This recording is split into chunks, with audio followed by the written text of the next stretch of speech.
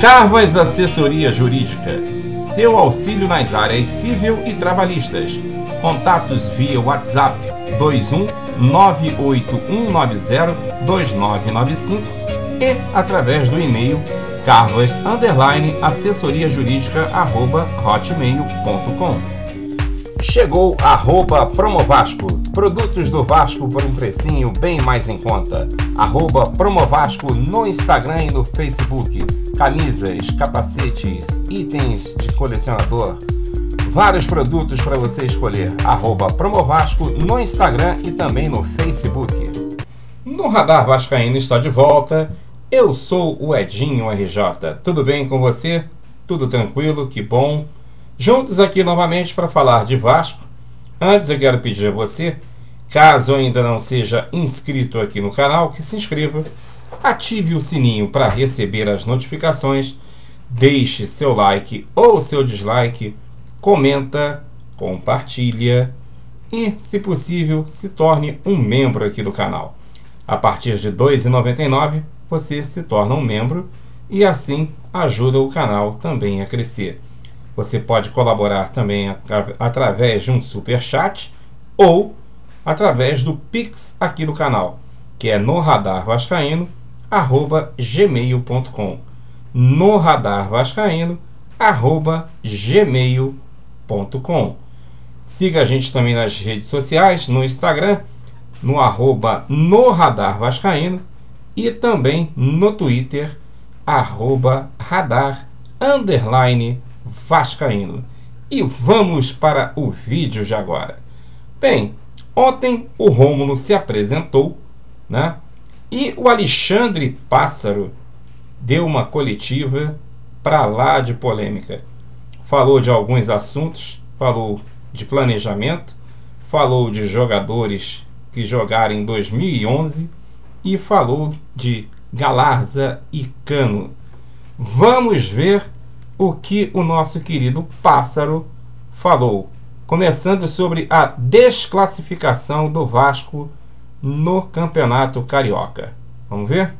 O plano que a gente traçou para aquilo, para jogar com aquela equipe, eles jogaram muito bem, inclusive de todos os jogos que eu vi do campeonato, talvez tenha sido o jogo que o Volta Redonda encontrou a maior dificuldade. Que eles foram uma bola e acabaram fazendo gol. Foi um jogo muito bom da nossa equipe sub-20 que acabou perdendo. Mas respondendo a tua pergunta, sim. Eu acho que valeu sim a pena, porque a gente tinha riscos a correr, né? O outro risco que a gente poderia correr era não ter tido tempo, ou não ter dado tempo da gente fazer aquela virada que normalmente se faz em praticamente 45 dias, numa temporada normal, né? Que o campeonato acaba lá pelo dia 6, 8 de dezembro, e o estadual vai começar lá pelo dia 20 de janeiro, que a gente faz em 45 dias, nós fizemos em 10. Então, se a gente não tivesse nem esses 10, talvez os riscos seriam outros. A gente não conseguiria ter trocado a chave tão rápido da forma que a gente trocou. Então, valeu sim a pena. A eliminação ela nos entristece, mas não pesa. Você falou acabou pesando, mas eu acho que ela não pesa. E acho que um sentimento disso é um sentimento que vocês nos trazem, né? Porque, por exemplo, é um Vasco eliminado na primeira fase do Campeonato Carioca, onde não se tem pressão sobre o treinador, sobre a diretoria, sobre o presidente, sobre os jogadores. Porque todo mundo vê exatamente aquilo que aconteceu. Lógico que a gente não fica contente de sair, nem aliviado de sair do campeonato. A gente fica, assim, entristecido com a situação, mas o nosso grande foco aqui, todo mundo sabe, é a Série B, é o nosso único grande foco. E depois, paralelamente, a Copa do Brasil, mas de nada adianta ganhar a Copa do Brasil e não subir. Então, a gente tem que ir com o pé no chão e focar naquilo que realmente importa. Mas a gente também entende que essa desclassificação no Campeonato Carioca, ela poderia, se a gente falasse lá naquele primeiro jogo do Sub-20, que o Vasco estaria desclassificado na primeira fase do Campeonato Carioca, todo mundo ia dizer que ia ser um cenário de tragédia, terrível, onde tudo ia estar errado. E, na verdade, nem tudo está errado, né? Na verdade, a gente conseguiu ajustar bastante coisa nesse tempo. E, de novo, a gente fica triste com a eliminação, com a não classificação para as finais do campeonato, mas também a gente tem que entender que foi o risco que a gente correu e o mais importante para a gente está construindo, e uma prova disso é exatamente não ter um cenário de terra arrasada hoje aqui, 2 dias depois de uma eliminação. Bem, depois dessa, ele comentou sobre Alex Teixeira Allan Kardec, Dedé, Anderson Martins e Diego Souza. Vamos acompanhar. Sim, é natural, e isso eu venho de experiências passadas em outros clubes, é natural toda vez que você está num clube, os nomes sempre falados em toda janela de transferência acabam sendo aqueles jogadores que acabam tendo essa memória afetiva, né, que o torcedor busca lá atrás e lembra o sentimento que ele teve, o carinho, enfim, a gratidão que ele sentiu quando esses jogadores vestiam a camisa. E às vezes, né, com um caso como... Até estava falando com o Allan Kardec esse dia, que seria um nome, se não tivesse sido anunciado há uma semana, seria o 5º nome da tua lista aí.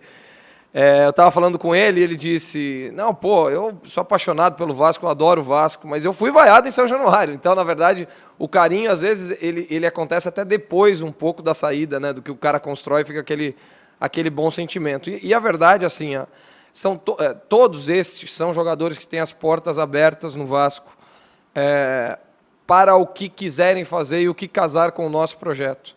Então, é lógico que não é todo mundo para chegar e para ser o capitão do time, para ser o projeto, não é isso. E a gente tem que estar muito ciente da realidade das coisas, né? Eu uso aqui o exemplo do Alex Teixeira, né? O Alex Teixeira está livre, ele tem o desejo e o interesse de esperar alguma coisa no meio do ano, de coisas que podem surgir da Europa, né? Porque ele estava na China e a gente sabe que não é fácil ficar lá o tempo que ficou. Mas o Alex é meu vizinho de porta, é atravessar a rua, literalmente. Assim. Esse dia eu fui buscar meu cachorro que estava dentro da casa dele, mordendo a bola de futebol do Alex. Então, assim, a gente se encontra, a gente se fala a todo momento, e ele sabe que qualquer interesse que ele tenha de voltar para a casa dele é literalmente só atravessar a rua. Então, mas a gente não pode criar expectativas, e a gente não pode desalinhar as expectativas aqui de achar que a gente pode concorrer com um mercado que ele está esperando, que é o mercado europeu. Agora, se em algum momento, tanto ele quanto esses outros jogadores tiverem o interesse em vestir a camisa do Vasco, é claro que se couber dentro do nosso projeto e do que a gente quer fazer, a gente vai ter o maior desejo em realizar. Lógico que cada um tem as suas particularidades. Então, a gente falou do Alex. Se a gente falar de um Dedé, por exemplo, o que eu sei do Dedé é que ele ainda está se recuperando de uma lesão, então, portas mais do que abertas para o Dedé, caso ele queira usar a nossa estrutura e etc. para isso. O Anderson Martins é um jogador que, eu acabei contratando lá no São Paulo, quando ele estava saindo aqui do Vasco, há 3 anos e meio, passou os quase 3 anos de contrato comigo lá, um cara que eu tenho a melhor das relações, tenho muito boa relação com ele, trabalhei com ele, gosto dele como jogador, mas tem outras questões também. Isso a gente não desenvolveu e também não é o nosso foco agora buscar um zagueiro. Agora, não se fecha as portas para quem trouxe alegrias ao torcedor. Apenas se enquadra cada um desses jogadores no respectivo projeto. A gente também não pode, em nome de um passado, direcionar o nosso futuro. Agora, quando existe um casamento de interesse e alinhamento de expectativa, como foi o próprio caso do Rômulo, é lógico que daí a gente encaixa e consegue trazer. Agora, ele vai falar sobre a situação de Germancano. Acompanha só. Lógico que no momento certo a gente vai tratar desse assunto. Eu tive com o empresário dele, eu acho que ainda era a primeira semana de março, então de todos esses jogadores foi o primeiro aí que a gente conversou sobre a sequência, sobre a manutenção, e a gente não fez carnaval com isso, né? Porque a gente poderia ter soltado uma notícia, Cano vai ficar no Vasco ou qualquer coisa do tipo, mas ele tem contrato, é natural que ele fique. E no momento certo a gente sabe, porque a gente precisa de um direcionamento, assim, a gente precisa, de todos esses jogadores que têm contrato acabando, a gente precisa esperar, principalmente esses que ganham mais, né, que é o caso do Cano, a gente precisa esperar um direcionamento do nosso desenvolvimento na Série B, porque tudo depende do nosso ano que vem. É claro que a gente não pensa e não cogita e não tem pesadelo com a hipótese da gente não subir, mas a gente sabe que a gente vai ter que trabalhar muito, que nós vamos ter que ganhar muito jogo, que nós vamos ter que ter um aproveitamento muito bom na Série B desde o início, para que a gente não passe sustos e que a gente possa subir nesse campeonato que é muito difícil. Só de campeão brasileiro tem 5, e numa conta rápida que eu tenho aqui, eu acho que tem mais outros 5 ou 6 que vão lutar para subir. Então a gente sabe que vai ser um campeonato muito difícil e que toda a nossa receita, o nosso planejamento, o que vai acontecer para o ano que vem, a gente depende desse ano. Então, o caso destes e outros casos, a gente não pode comprometer a nossa parte financeira, de eventualmente renovar um contrato de um cano para o ano que vem, sem que a gente tenha a garantia de receita, que a principal vem da Série A. Então isso a gente vai costurar e a gente está na mesma página. O empresário e o cano sabe que a gente está nesse momento. Agora ele vai falar sobre Matias Galarza. Como estão as negociações? Acompanhe aí. Na verdade, sobre o Matias, o número que a gente sempre trabalha é de $1 milhão, né? Esse é o número total do contrato e é o número que a gente tem que trabalhar. Qualquer número abaixo disso, e eu nem gosto de falar se serão 700, 800 ou 900, porque pode ser que a gente consiga uma negociação até mais vantajosa, é um lucro, é um benefício, né? Hoje, todos sabem, o Vasco não tem aqui uma receita nova girando. Então, para qualquer compra que a gente tenha que fazer agora ou daqui a pouco, ela tem um custo talvez até maior do que as cláusulas que se ativam no contrato ao longo do tempo. Além disso, quando você compra o jogador, você dispara diversos gatilhos que te custam mais caro. Então, vou dar um exemplo, não são números reais, mas vou dar um exemplo. Se hoje o Matias ganha 5 mil e a partir do momento que a gente comprar ele vai passar a ganhar 80 mil, nós estamos falando aí uma diferença de 75 mil, pelos 10 meses do ano que faltam, 9 meses do ano que falta, a gente está falando uma conta aí basicamente de $100 mil. Então também nos custa de forma mais antecipada. Existe comissão para pagar quando a gente compra, existe um monte de coisa que a gente tem, existe custo bancário se a gente for pegar esse dinheiro num banco para pagar um pouquinho menos. Mas a gente está atento a isso para fazer a melhor negociação possível para o Vasco no momento certo. O empresário dele, né, que está participando de lives, aí, o Regis é meu amigo, eu conheço bem ele, e ele está participando de lives. Eu falei para ele, pô, eu nunca vi você participando de lives e agora você está participando de lives para falar do Matias, porque, é claro, ele tem que vender o peixe dele. O que ele quer fazer? Né? E eu falei com ele ontem. Né? O que ele quer fazer é criar esse assunto, essa apreensão na torcida do Vasco, e a gente tem que vir aqui e tirar essa apreensão da torcida do Vasco. Porque o que ele quer fazer é que a gente antecipe a compra o mais rápido possível. Mas ontem, na ligação que eu falei para ele, foi: a cada live que você fizer, a tua comissão vai ser diminuída. Então, já que ele já fez 2 lives, a comissão dele está lá embaixo, e eu espero que a partir de agora ele pare de fazer lives e pare de fazer essa confusão. Mas a gente está muito bem alinhado, eu me dou muito bem com o Regis, e ele está fazendo o trabalho dele, a gente está fazendo o trabalho nosso. Agora o Pássaro vai comentar sobre o estágio que o Vasco está no momento. Acompanha aí. A gente ainda se encontra no estágio inicial. É natural, nós temos aí 40, 50 dias de trabalho. Menos até, né? Porque a gente começou, acho que no dia 8 de março. Então, nós temos aí 42 dias de trabalho. E por mais intenso e melhor que esteja sendo o trabalho, principalmente do Marcelo Cabo e de toda a nossa comissão técnica fixa, é um estágio inicial. Não tem como ser diferente. Eu acho que o nosso grande mérito, se assim eu posso dizer, é a gente ter utilizado esse pouco tempo da melhor maneira possível. Então a gente está num processo inicial mais acelerado, porque talvez nem nas nossas expectativas a gente conseguiria chegar em 40, 42 dias depois do início do trabalho, com muitos jogadores que chegaram há muito menos tempo do que isso, a gente estaria nesse estágio. Só que a gente sabe que a gente tem muitos degraus pela frente ainda, mas muitos mesmo. Eu falei com jogadores no vestiário depois, lá em Bacaxá, depois da eliminação no domingo, e eu disse para eles que agora o nosso foco tem que ser que a gente continue crescendo, né? A gente subiu o nosso próprio sarrafo contra o Flamengo, né? A gente não subiu, a gente subiu o nosso, a gente mostrou que é aquilo que a gente pode fazer. Então, qualquer coisa abaixo daquilo vai ser frustração, e qualquer coisa naquele nível vai ser um alinhamento do que a gente pode exatamente fazer. Então, a gente sabe que a gente subiu o sarrafo, mas para manter aquele nível do que a gente fez na quinta-feira, a gente vai precisar de muito mais trabalho e desenvolver muito mais esse trabalho. E agora, por último, ele vai falar sobre o planejamento do clube a partir de agora. Acompanhe aí. Nós vamos sentar amanhã e ter uma discussão com todo mundo, enfim, todas as pessoas envolvidas no projeto, sobre como nós vamos fazer com esses próximos 30, 35 dias. Como que nós vamos trabalhar e quais serão o trabalho coletivo.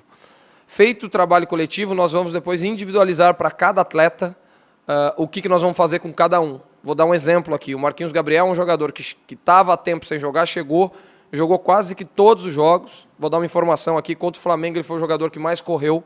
Às vezes não parece, porque às vezes a gente acha que é o Matias, que é o próprio Zeca, etc. Todos correram muito, mas o Marquinhos Gabriel foi o jogador que mais correu em campo. Isso causou nele uma fadiga acumulada em várias partes do músculo da coxa, que fez ele sentir no domingo. A rescisão saiu hoje de manhã, a ressonância saiu hoje de manhã. E então ele é um jogador que muito provavelmente nós vamos poupar do início dos trabalhos coletivos para que ele esteja bem e sem essa fadiga acumulada quando a gente começar lá na frente. E aí os jogos do Campeonato Carioca, da Taça Rio, que é o que resta desse segundo campeonato que a gente vai ter, nós vamos utilizar como preparação para o que vale, para o que nos interessa. Então, nós vamos encaixar, os jogos serão encaixados dentro da nossa programação e nunca ao contrário. Nós não vamos mudar a nossa programação, o nosso projeto, o nosso plano desses 30, 35 dias para poder jogar esses jogos do Campeonato Carioca. Não, nós vamos fazer o contrário. Nós vamos traçar, e aí se os jogos encaixarem no nosso planejamento, ótimo. Se não encaixarem, nós vamos traçar uma estratégia diferente. Bem, agora que você viu tudo que o Pássaro comentou, comenta aí, vamos debater o que você achou desses trechos da entrevista do Pássaro ontem na Vasco TV, quando o Rômulo se apresentou. Comenta para a gente poder debater. No Radar Vascaíno vai ficando por aqui. Se inscreva no canal, ative o sininho para receber as notificações, deixe seu like ou seu dislike, comenta, compartilha e se torne um membro aqui do canal. Você também pode colaborar com a gente através de um Pix no radarvascaíno@gmail.com. A gente se vê a qualquer momento. Um forte abraço para você e valeu! Chegou @Promovasco, produtos do Vasco por um precinho bem mais em conta. @Promovasco no Instagram e no Facebook. Camisas, capacetes, itens de colecionador. Vários produtos para você escolher. @Promovasco no Instagram e também no Facebook. Carvas Assessoria Jurídica.